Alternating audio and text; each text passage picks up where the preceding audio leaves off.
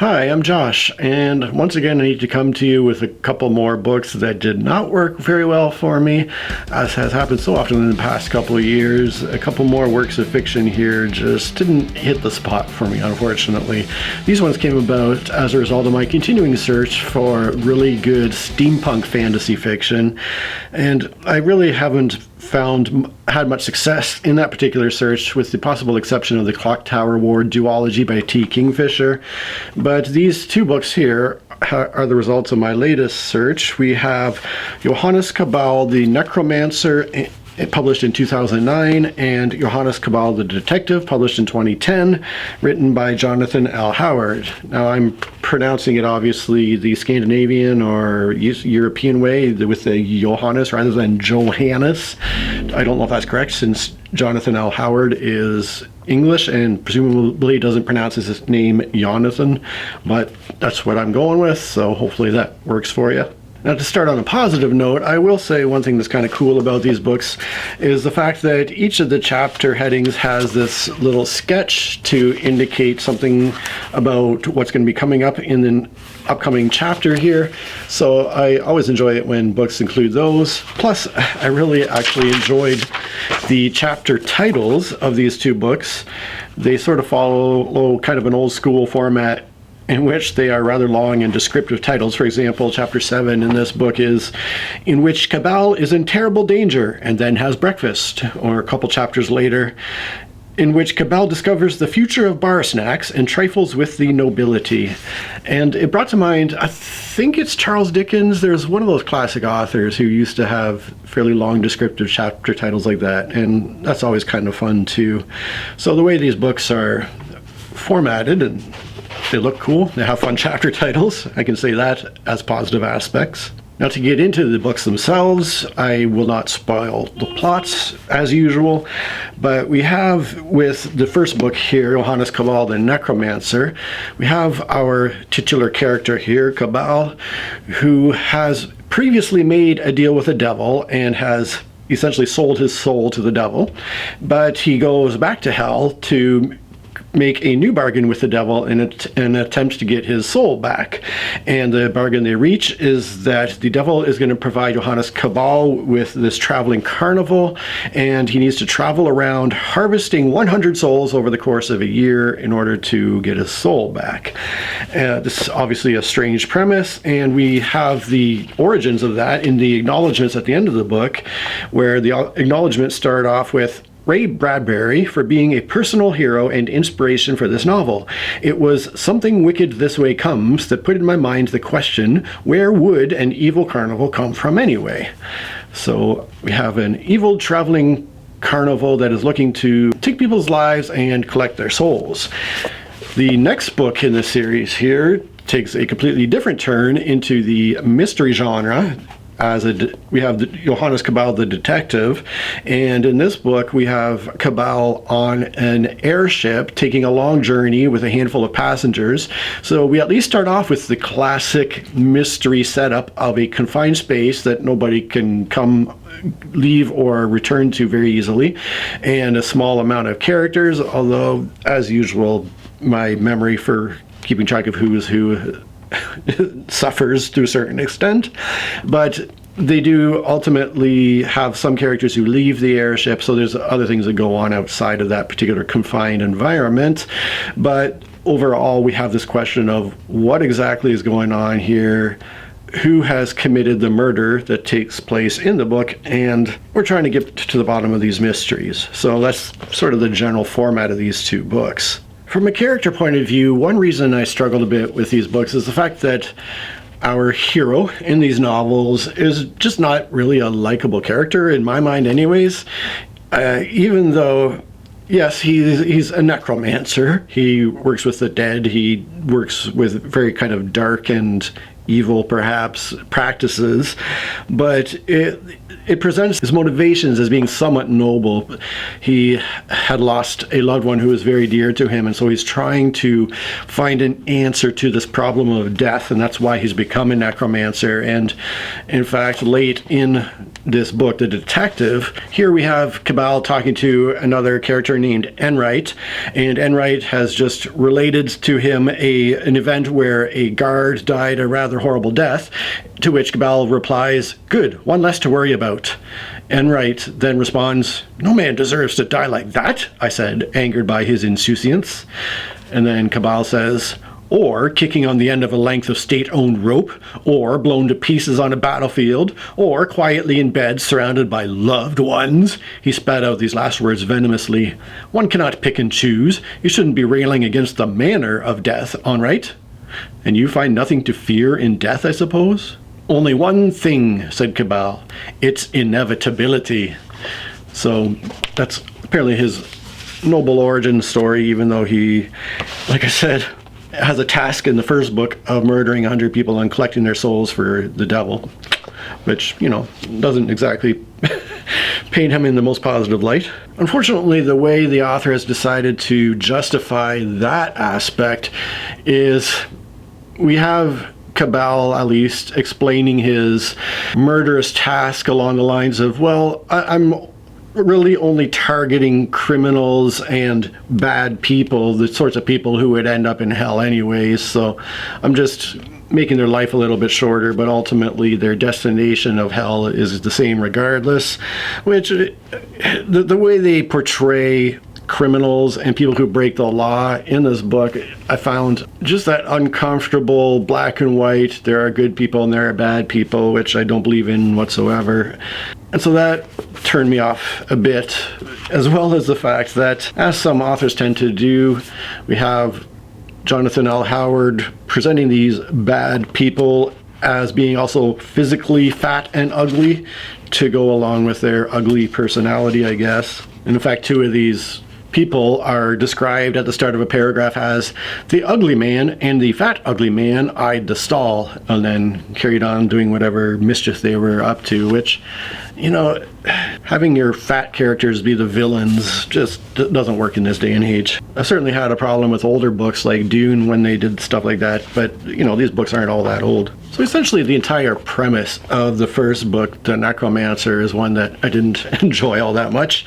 And then as far as the mystery of the detective, it wasn't one of those mysteries where, at least for me, maybe I'm just not that smart, but it wasn't one of those ones that left a trail of breadcrumbs for the reader to try to puzzle through and see if they could come up with the answer themselves. It was just one of those things where it just reveals this thing that you might not have thought of and said, oh, this is actually the answer to the mystery, and I didn't find that all that satisfying either. On top of that, the other main character in The Detective is one who we meet initially in The Necromancer, and this is a young lady who comes across Cabal and his carnival in the first book, and she is alongside him throughout most of the second book here, and I'm pretty worried that the author is steering them in the direction of an enemies to lovers type situation, which I hope isn't the case, because it's just so far-fetched and unrealistic, something that definitely wouldn't happen. However, clearly I'm not going to go on and continue to read the series. The only reason I read these two books is because I found both of them together in a thrift shop, and I picked up both of them at once. And after reading the first one and not liking it at all, I was really hoping that at least the second one might be better, but I'll get to that in a minute. Before I do, though, I do want to talk about some positive aspects of the books.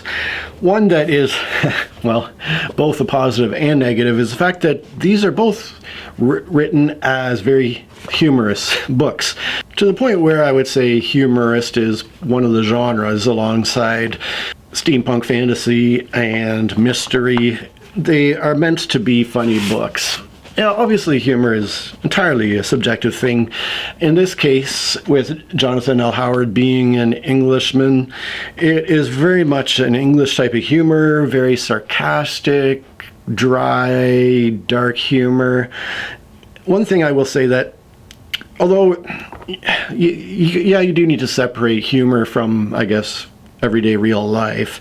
In everyday life, I despise sarcasm and pretty much anything other than straight shooting talk. I really hate passive aggressive sort of talk and language, and I'm a direct person. I want to speak openly and honestly and directly, and anything that tries to poke at people without being directly open about it with stuff like passive aggression and sarcasm are things that I personally just dislike a lot. So while I am going to give you a few examples of times when the humor did hit well for me, for the most part, just the overall tone of the books were not super great as far as what I tend to enjoy. And the first book does get off to a great start, where already on page 2, Cabal has successfully summoned a demon. I'll give you an example of how the books are written through this conversation between the newly summoned demon and Cabal the Necromancer. "Lo!" cried the demon, "I am here. What dost thou seek of me? Why dost thou disturb my repose? Smite me no more with that dread rod." He looked at Cabal. "Where's your dread rod?" "I left it at home," replied Cabal. "Didn't think I really needed it." "You can't summon me without a dread rod," said Lucifuge, appalled. "You're here, aren't you?" "Well, yes, but under false pretenses. You haven't got a goat skin or 2 vervain crowns or 2 candles of virgin wax made by a virgin girl and duly blessed. Have you got the stone called Emetil?" "I don't even know what Emetil is." Neither did the demon. He dropped the subject and moved on. "4 nails from the coffin of a dead child?" "Don't be fatuous." "Half a bottle of brandy?" "I don't drink brandy." "It's not for you." "I have a hip flask," said Cabal, and threw it to him. The demon caught it and took a dram. "Cheers," said Lucifuge, and threw it back. They regarded each other for a long moment. "This really is a shambles," the demon added finally. "What did you summon me for, anyway?" Going from demons to Satan himself and his various imps and underlings, we have Cabal in hell, who has just struck a deal with Satan, and it says, "Rocks began to fall from the walls. Cabal looked around in sudden fear for his life. Surely Satan couldn't go back on a deal, especially one that he'd made that very minute. Tears started to thrust out of the walls. Flying things in swarms settled upon them. Imps bundled out of small tunnels that opened like geological sphincters in the walls. Several immediately fell in the lava. But that's imps for you." At the beginning of The Detective, we have a description of the type of necromancer Cabal is, I guess. So it describes him in this manner. "Strictly, necromancy was the telling of the future by summoning up the spirits of the dead and asking them searching questions. This, Cabal believed, was a singularly poor way of finding out anything.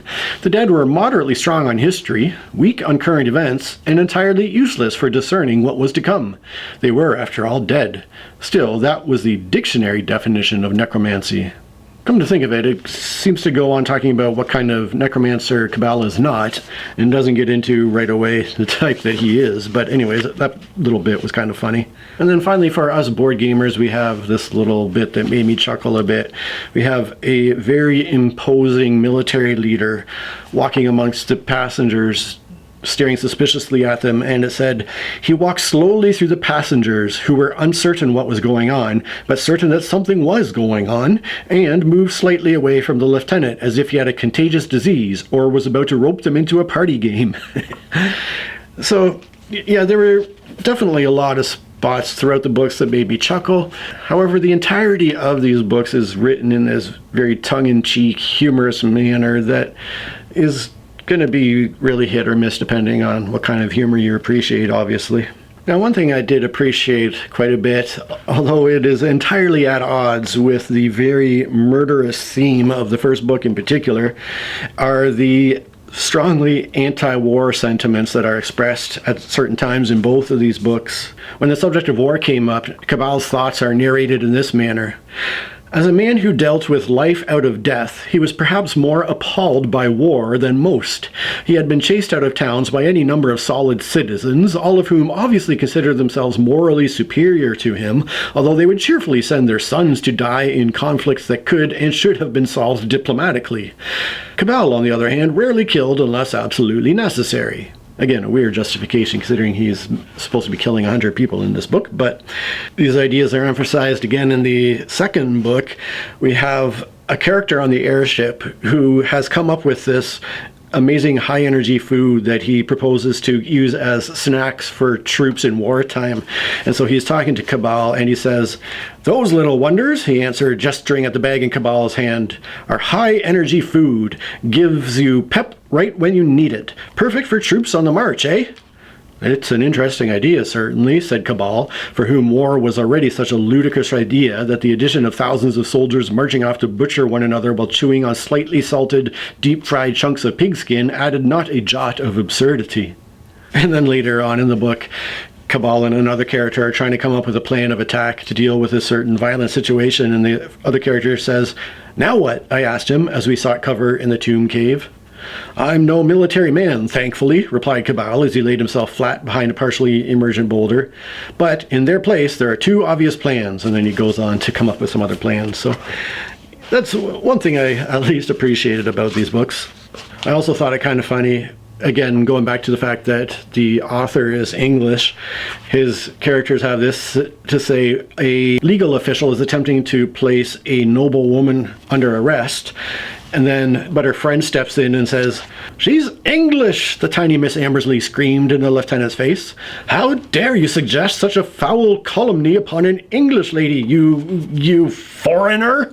The lieutenant looked down at the incandescent woman and raised an unbearably superior eyebrow.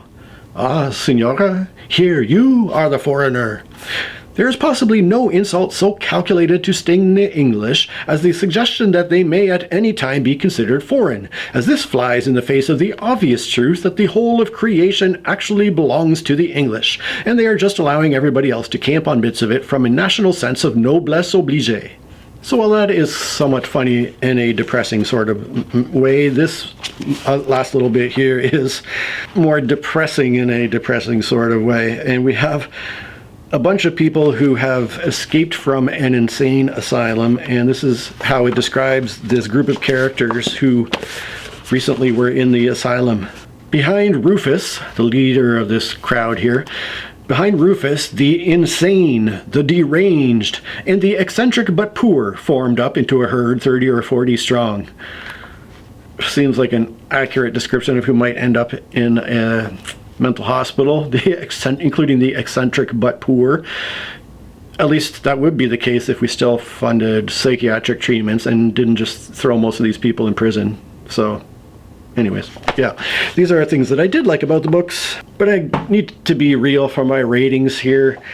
And I will say that Johannes Cabal the Necromancer was a pretty abysmal 3 out of 10 for me. It's kind of amazing that I went and picked up The Detective to read it next, but like I said, I had already purchased it from the thrift shop and was hoping maybe it would be a little bit better, and it was a little bit better because I rated it 4.5 out of 10. Still largely not a particularly enjoyable book. These will be ones that I end up offloading and either donating to one of my local front yard free library boxes here in the neighborhood or in some other manner, but I certainly will not be continuing with this series. I don't even know how many books are in it altogether, but anyways, that was my experience with these books. If you are aware of any really good steampunk fantasy, please do let me know. And regardless, I'd love to hear what you've been reading lately. Are there any books that you've been enjoying? I would love to hear recommendations for good books that I ought to be checking out. And as always, I really appreciate you watching. Cheers. Hi, I'm Josh from the Hi, I'm Josh, and I unfortunately need to come to you again with I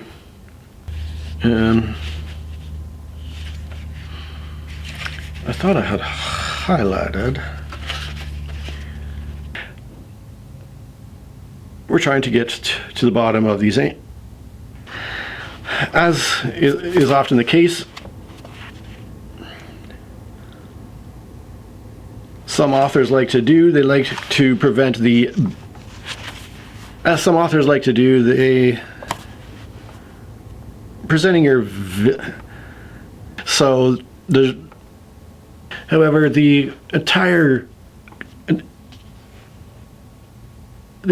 of however how dare you suggest such a foul.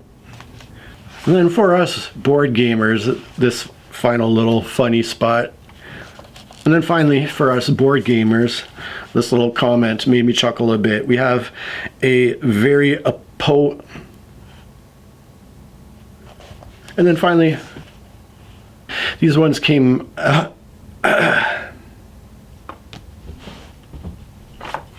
Jesus.